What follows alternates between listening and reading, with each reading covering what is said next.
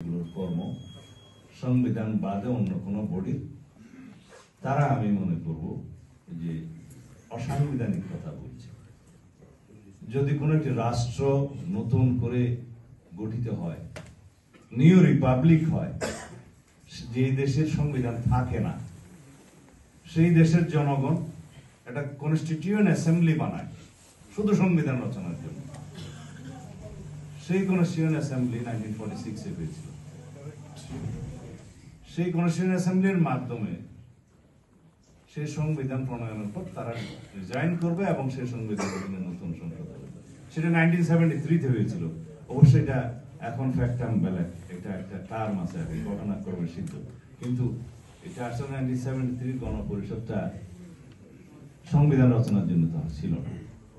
পাকিস্তানের কেন্দ্রীয় সরকারের অধীনে নির্বাচিত হয়েছিল যারা, তাদেরকে সবাইকে নিয়ে গণপরিষদ করে এটা অ্যাডাপ্ট করেছিল।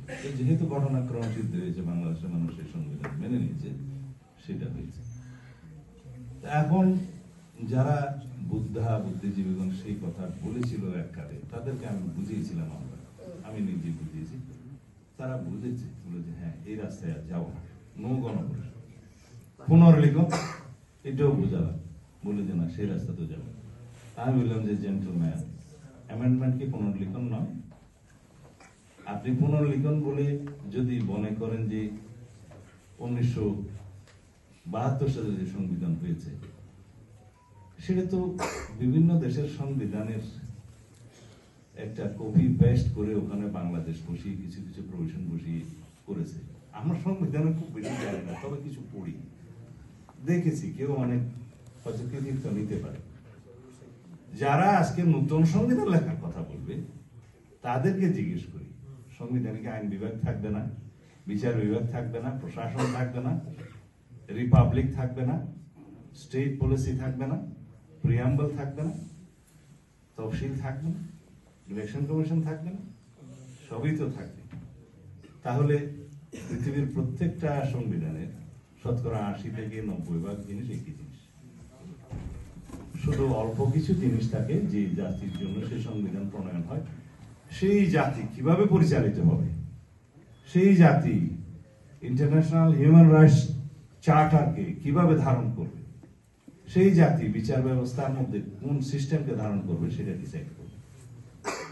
সেই জাতি পার্লামেন্টারি টাইপ অফ ডেমোক্রেসি, যেটা আমরা বলি এখানে ওয়েস্টমিনিস্টার টাইপ অফ ডেমোক্রেসি, যেটা আমরা অ্যাডাপ্ট করেছি ইন বাংলাদেশ, সেটা কতটুকু পাওয়ার এক্সারসাইজ করবে।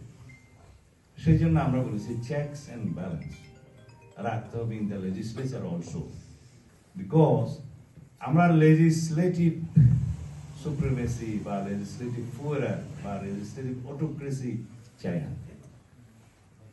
যে অটোক্রেসিটা একসময় রাষ্ট্রপতি শাসিত সরকারে ছিল, যে what president says is the law, এই টাইপ, যে not accountable to the parliament, এই টাইপ।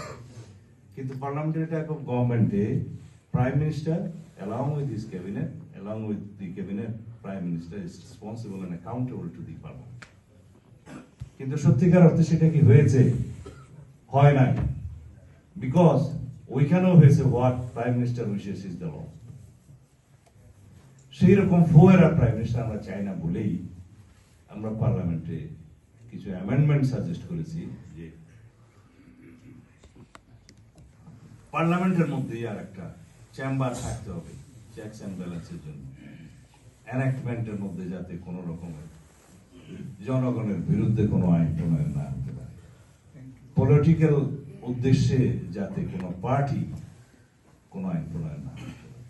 উদ্দেশ্য হবে শুধুমাত্র জনগণের সার্বভৌমত্ব ঠিক রাখার জন্য।